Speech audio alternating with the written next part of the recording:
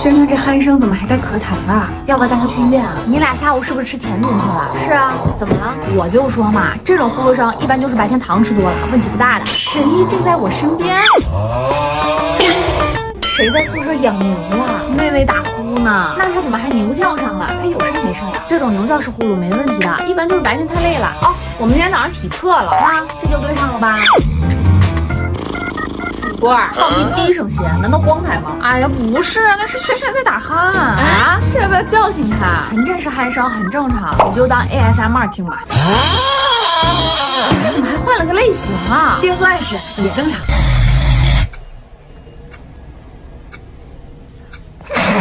走上哪儿？这回可以送他去医院了。哦。